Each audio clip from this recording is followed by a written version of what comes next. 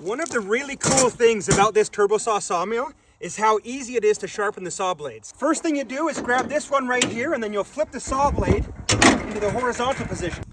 And then inside this toolkit that comes with the saw, you'll find this contraption right here. And then the saw blade has 5 of these carbide teeth, and you'll see this little hole right here. On this little contraption, there's a hole right there, and then there's a slot right here. You'll put the slot over top of the blade and then line up those 2 holes. And then you can slide this bolt through, and then you'll see that it'll rotate. And this right here is actually a diamond cutter. And then right here, I've got a 9-hole drill. I'm gonna click it to the high speed, and then make sure it's on the right setting. And then I'm gonna attach the drill onto the sharpener.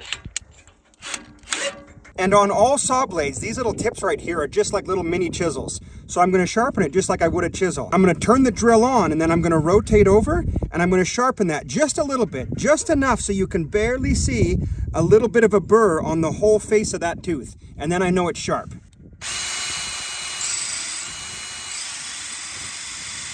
Just like that, it's ready to go. And then I can pop this screw out, I'll take the sharpener off, and then I can rotate the blade until I'm at my next tooth, and then I just put it back on, and then sharpen this one.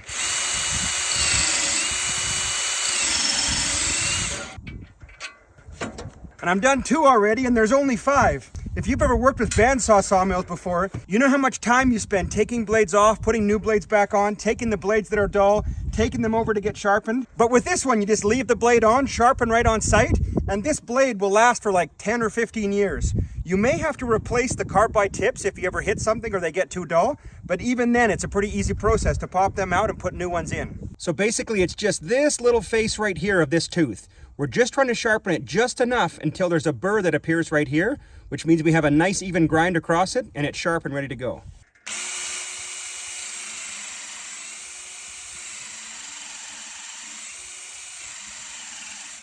And just like that, it's perfectly sharp and ready to go. Now just 2 more and I'm all done.